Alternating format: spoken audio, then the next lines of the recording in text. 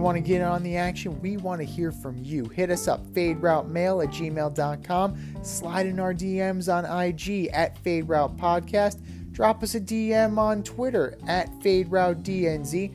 Comment on our YouTube channel, The Fade Route with DNZ.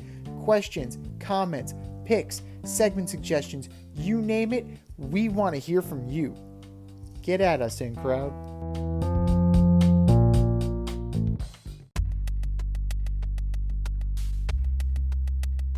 Order up!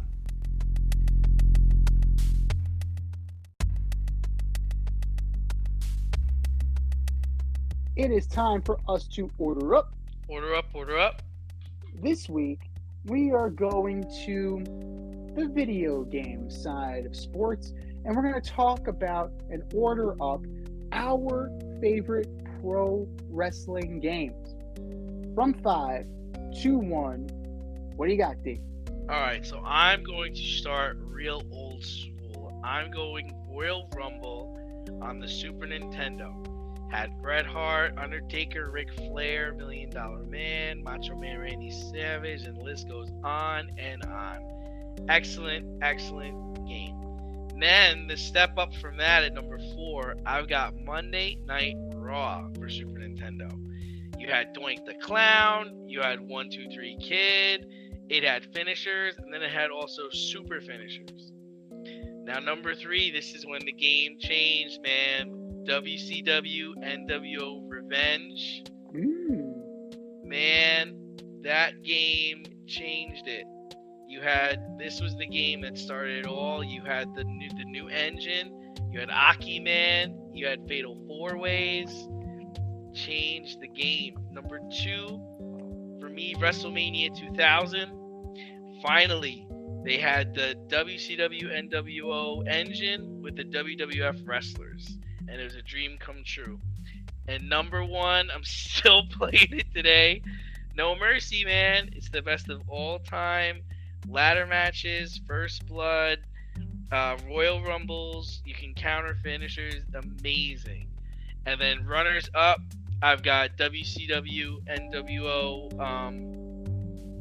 and then I've got WWE All Stars. Nice. We have a lot of crossover. Now the question is the order. I'm going to start with number 5. Pro wrestling for the Nintendo. Okay. Old school. That had Ultimate Warrior? Did that have Ultimate Warrior? It didn't have Ultimate Warrior, but it had, you had Hogan?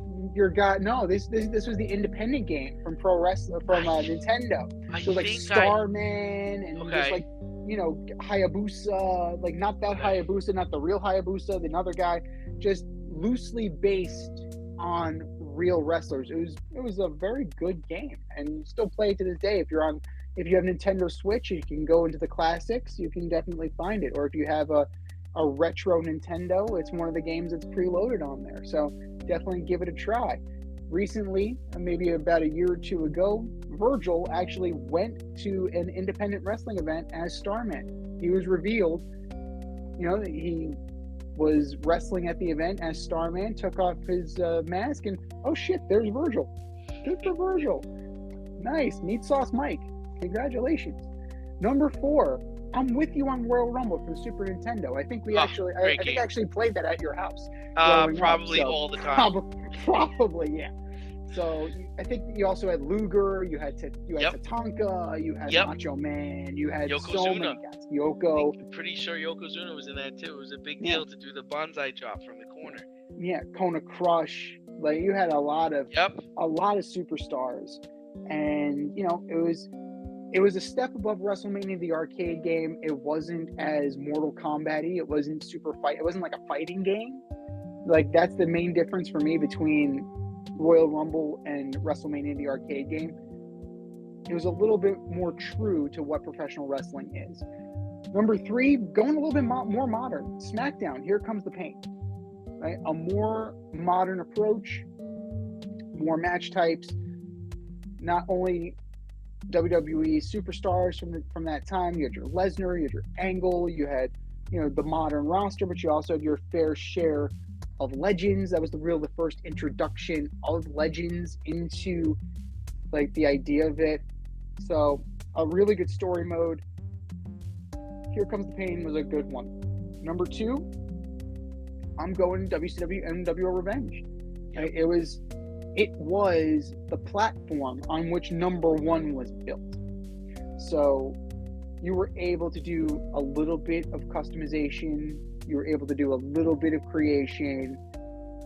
You had a story mode with the belts. You can go after a title. You were able to unlock certain wrestlers, especially if you had a Game Shark. Now we're going really old school with the Game Shark. You can get the Wrath code. You can actually, get Wrath. He was a downloadable character. You can turn Mortis into Canyon. There are a lot of different things going on there. And number 1, WWF No Mercy. Like, come on now. So good. Like, it's come on. Good. It's such a good game. You can create titles. You can create pay-per-views. You can, you could do so much with that. And it's still fun. It is still fun to this day. And, it's just nostalgic, man. I used to go over to your house. We used to go over to our boys' house. We used to hang out and just play that game. And, like, it speaks to childhood and the innocence of it. And just, like, a bunch of guys just hanging out, having fun.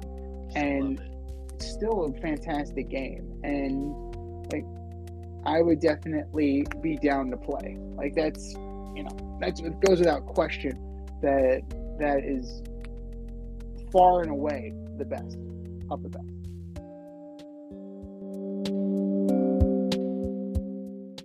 Thanks for listening to this episode of our podcast. If you like what you heard and want to hear more, be sure to like and subscribe on your favorite podcast platform. Rate us 5 stars, leave us a review, turn on subscription notifications, and tell your friends. Spread the word, spread it wide.